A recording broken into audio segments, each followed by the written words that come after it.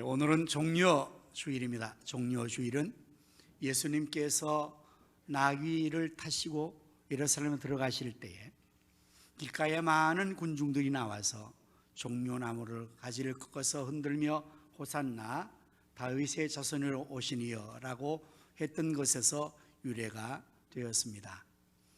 이렇게 군중들이 종려나무 가지를 꺾어서 흔들고 환영하는 이 행사는 장군이 전쟁에 나가서 승리하여 개선에 돌아올 때, 또는 왕이 왕도인 예루살렘 성에 도읍하여 들어갈 때에 그 장군과 왕을 환영하는 그러한 행사가 바로 종려나무 가지를 꺾어서 흔드는 것이었습니다.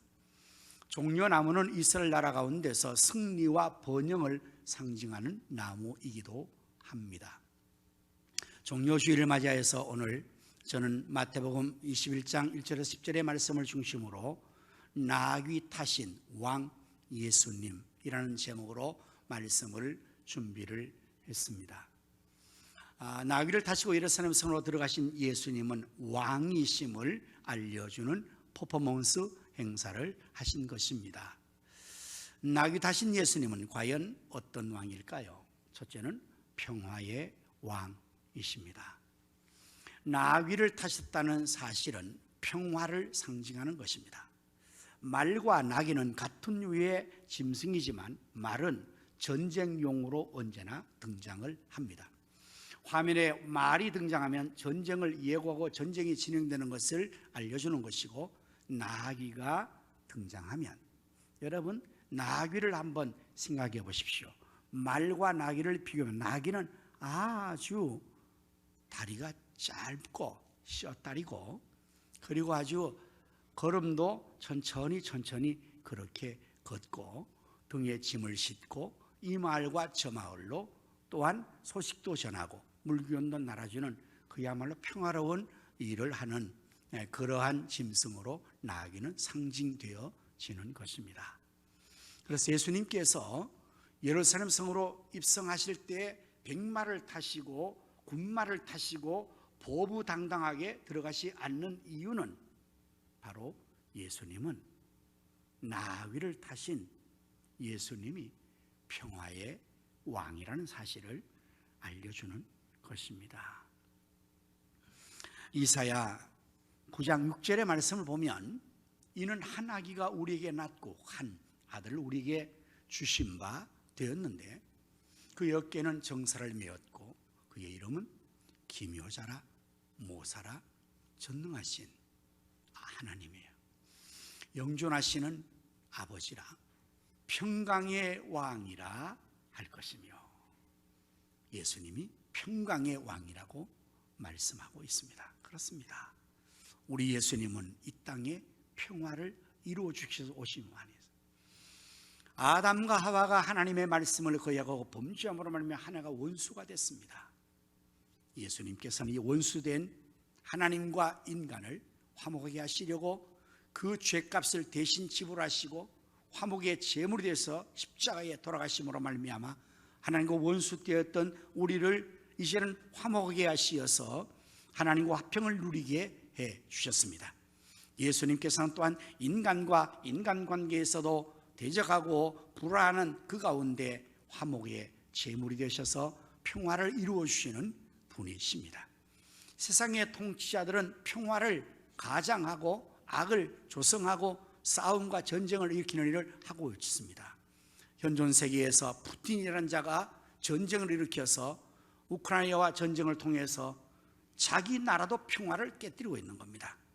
신범에서 작은 나라 완전히 점령하려고 했지만, 그러나 예상 밖으로 이 전쟁이 장기화되면서 우크라이나 전선에 있는 병사만 죽는 게 아니라 러시아 자기 민족도 다 죽습니다. 평화를 그는 깨뜨리고 있는 겁니다. 왜 그렇게 하는 것일까요? 자기의 야욕 때문에. 북한에도 한 존재가 있죠. 김정은이라는 이 독재자가 계속해서 평화를 위협하고 미사일을 발사하고 전쟁을 위협하는 일을 하는 거죠. 세상의 모든 통치자들은 거의가 다 평화를 가장하지만 진정한 평화를 주지 않습니다. 세상은 평화 원하지만 전쟁의 소문만 늘어나고 있는 것이 현실입니다. 반면에 우리 예수님은, 낙이 타신 왕 예수님은 평화의 왕이십니다. 예수님께서 우리의 마음에, 우리의 가정에, 우리의 교회에, 그리고 이 한반도의 지구촌에 진정한 평화를 이루실 분이 바로 평화왕 예수님이시니, 우리 주님이 다스려서 이 모든 전쟁과 분쟁 속에 있는 이 지구촌 모든 곳에 진정한 평화를 우리 주 예수님 평화왕께서 이루시기를 간절히 소망하며 우리가 기도해야 할 것입니다. 두 번째, 예수님, 낙이 타신 왕 예수님은 어떤 왕이실까요? 겸손의 왕이십니다. 본문 5절의 말씀에서 분명히 말하고 있죠. 시온 딸에게 이르기를 내 왕이 내게 임하나니 그는 겸손하여 낙이 곧 몽에 매는 짐승의 새끼를 탔도다. 겸손하여서 나귀를 타신 거예요. 나귀를 타신 예수님은 겸손하다라는 것을 보여주는 것입니다. 이 말씀은 구약의 스가랴서 9장 9절의 말씀을 인용한 것입니다.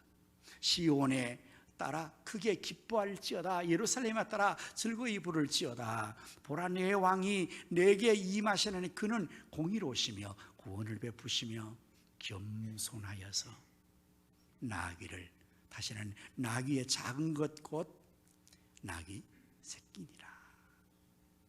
어미 새끼도, 어미 나귀도 아니고 어른 나귀도 아니고 겸손하여서 나귀 중에도 아주 작은 나귀 새끼를 타셨다는 것은 예수님께서 겸손하시다는 것을 알려주는 것이고 겸손의 왕이심을 보여주는 것입니다. 빌립보서 2장 6절 이하의 말씀에서는 예수님의 겸손을 이렇게 말해주고 있습니다. 그는 근본 하나님의 본체시나 하나님과 동등됨을 취할 것으로 여기지 아니하시고 오히려 자기를 비워 종의 형체를 가지사 사람들과 같이 되셨고 사람의 모양으로 나타나사 자기를 낮추시 죽기까지 복종하셨으니 곧 십자가에 죽으심이라. 예수님은 하나님의 본체이십니다. 하나님이십니다.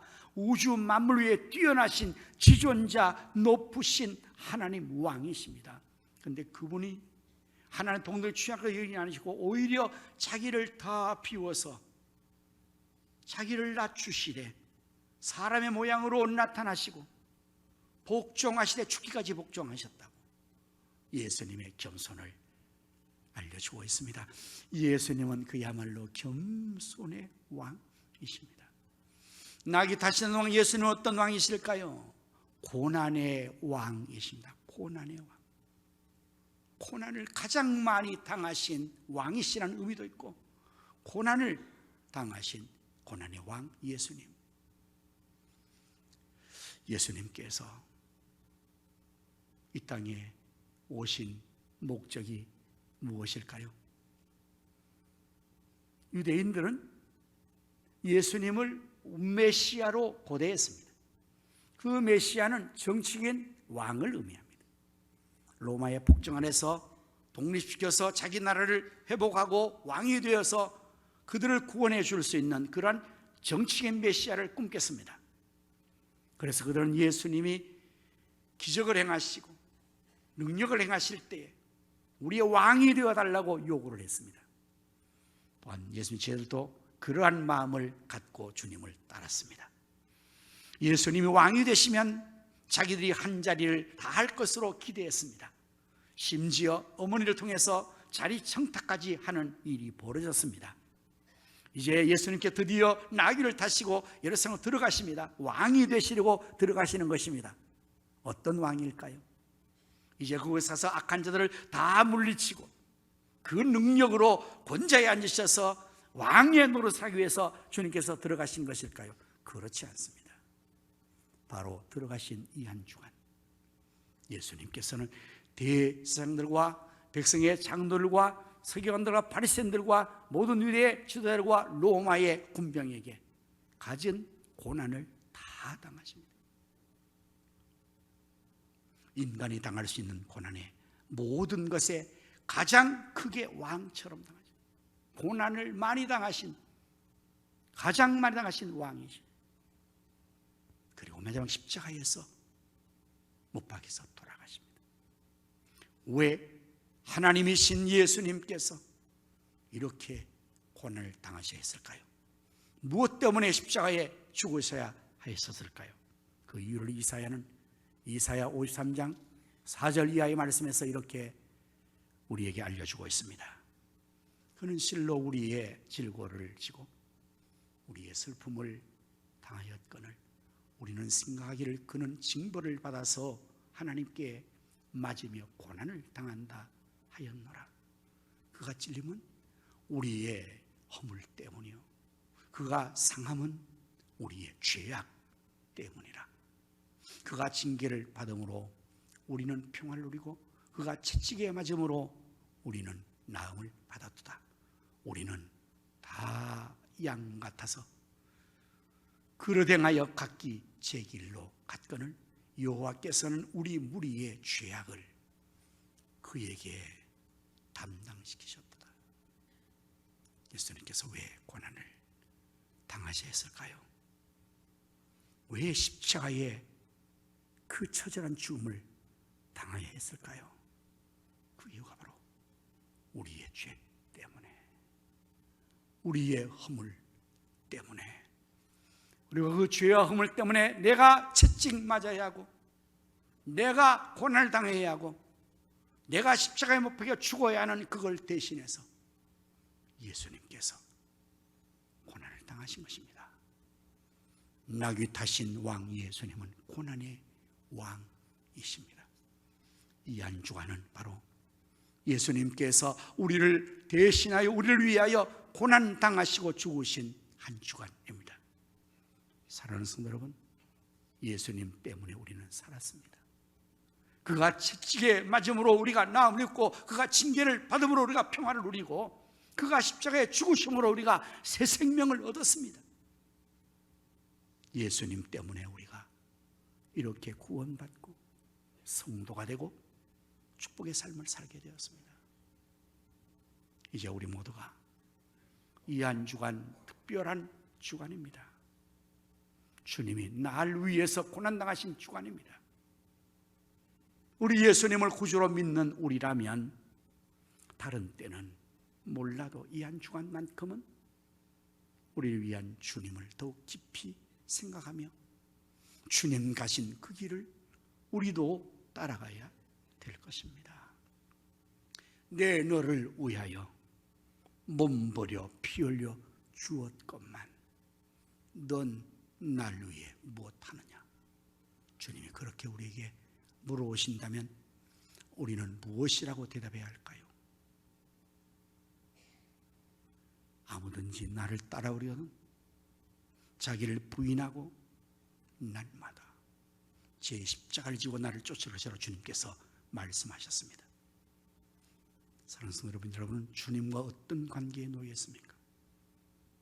예수 그리스도 그분은 우리에게는 어떤 분이십니까? 나와 아무런 상관이 없는 분이라면 몰라도 그분이 나의 주님이시고 나를 위해 십자가에 돌아가신 나의 왕이라면 우리가 이 한 주간 주님을 생각하는 한 주간이 되어야 될 것입니다. 주님의 고난에 나도 100분의 1이라도 동참해보는 신용이라도 해야 양심적이 될 것입니다. 바라기는 이제 우리 모든 성도님들이 이 한 주간은 한 끼씩 금식을 한번 해보십시오. 더 믿음이 또 동하는 분들은 하루를 금식해 보십시오. 더 많이 금식해 보십시오. 그거는 여러분의 믿음 안에서 할 수 있는 것일 것입니다. 한 끼라도 매일 금식하면서 주님을 생각하는 음식만이 아니라 현대인에게는 미디어의 금식이 필요할 것입니다. TV를, 스마트폰을 그리고 컴퓨터를 통해서 세상의 향락과 즐거움과 기쁨을 다 금식하십시오. 셧다운 시키십시오. 그리고 오직 주님만을 묵상하며 말씀과 기도 생활로 이 한 주간을 우리가 지낸다면 참 주님의 제자다운 삶을 살 수 있게 될 것입니다. 참 성도다운 삶을 살 수 있게 될 것입니다. 그러한 고난을 통해서 십자가 지고 따라가면 부활의 아침이 승리와 환희와 기쁨으로 부활하여 맞이하게 될 것입니다.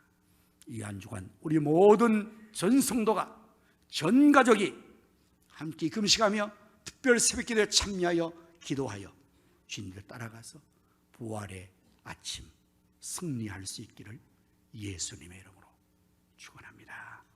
기도하겠습니다.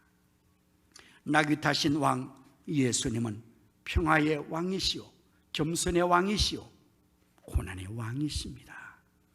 우리 평화의 왕 예수님께서 우리를 평화롭게 해주시고, 또한 겸손하신 우리 예수님 우리가 본받게 하시며, 고난당하신 예수님 그 고난의 의미를 생각하며 우리도 이 한 주간만이라도 십자가 지고 주님 따르는 한 주간 되어서 주님의 은혜에 감사하며 보답하며 주의 승리에 동참하는 저희 모두가 되게 하여 주시옵소서. 의의 성례식을 통해서 하나님의 영광을 받으시고 저희들에게 큰 은혜를 또 내려 주옵소서. 예수님의 이름으로 기도하옵나이다. 아멘.